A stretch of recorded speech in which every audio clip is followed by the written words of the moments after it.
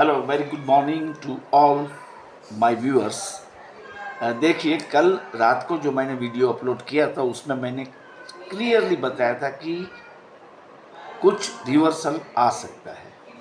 तो ग्लोबली संकेत हालांकि अच्छे नहीं है, फिर भी इतने बुरे भी नहीं जितनी जो फोबिया बना था, इतने बुरे भी नहीं है। देखिए, जापान का मार्केट जो है वो उसका जीडीपी का ग्रोथ डेटा अच्छा आते हुए भी गिर गया है।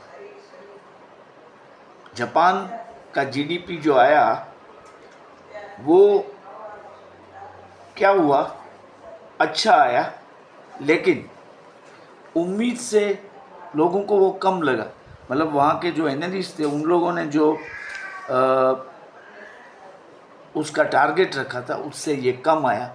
इसके कारण जापान के बाजार करीबन 3% तक डाउन हुए हैं, लेकिन बाद में थोड़ी सी रिकवरी दिख रही है।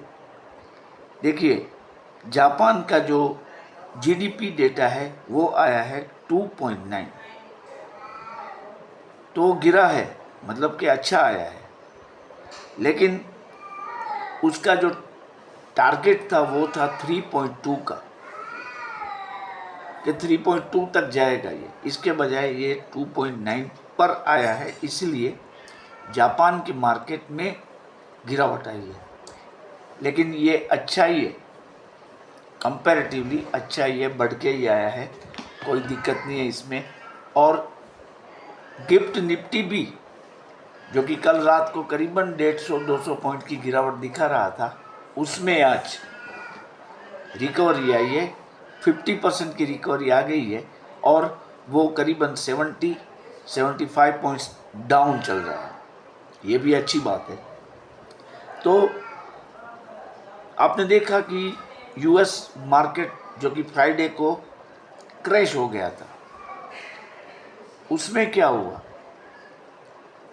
यूएस मार्केट में यूएस फ्यूचर जो है वो फिलहाल अप चल रहा है।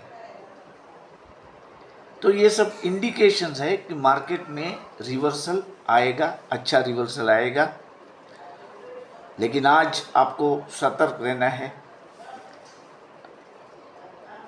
पुट खरीदने के बारे में सोच रहे हैं तो ज़रा संभाल के खरीदिए, क्योंकि अगर एक तो मार्केट में बहुत फॉल हो चुका है फ्राइडे को, और अगर शार्प रिकवरी आ गई तो फिर इंडेक्सेस बहुत जल्दी सुधर जाएंगे। देखिए, पहले भी ऐसा हो चुका है, आप याद करें, एक एक दिन में सुधर जाता था। 500 पॉइंट माइनस वाला 300 पॉइंट अप में चला जाता था, 800 पॉइंट्स का मूव आ जाता था बैंक निफ्टी में। तो आपको ये जो ग्लोबल क्रूज है वो बेटर देन, मैं बताऊंगा, फ्राइडे, सैटरडे से कंपैरेटिवली अच्छा है। क्रूड ऑयल घट रहा है, हमारे लिए वो अच्छा है, हम एक्सपोर्ट करते हैं।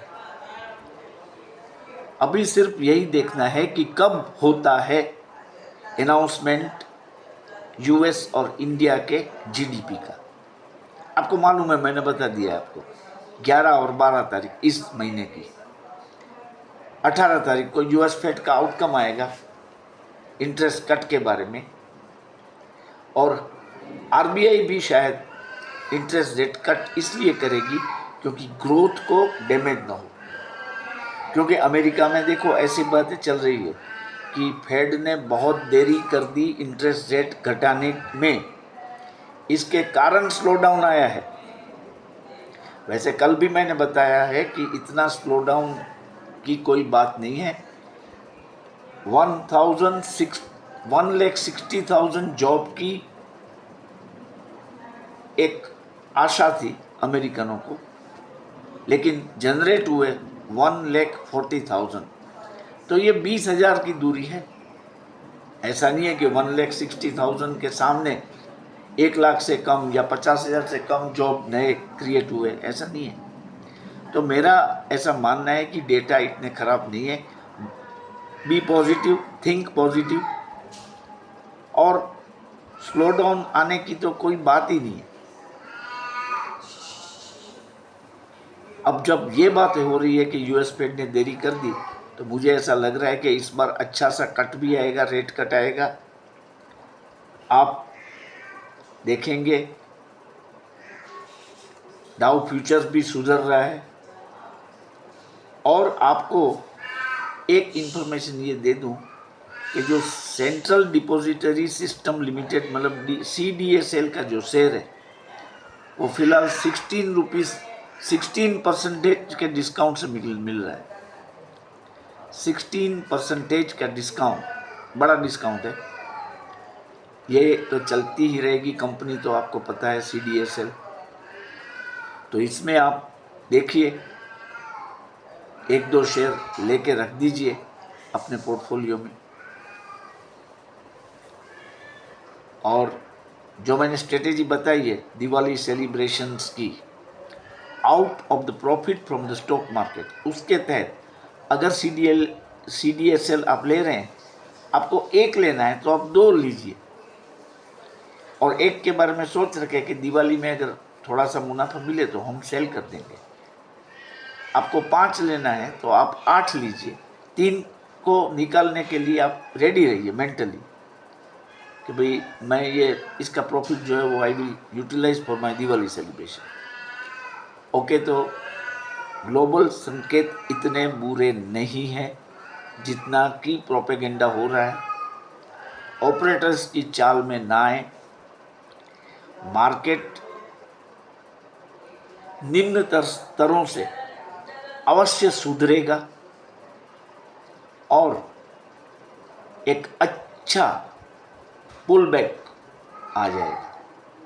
Let us hope for a short covering. और आज का दिन आप सबका अच्छा रहे, ऐसी शुभकामनाओं के साथ ये वीडियो मैं पूरा करता हूँ।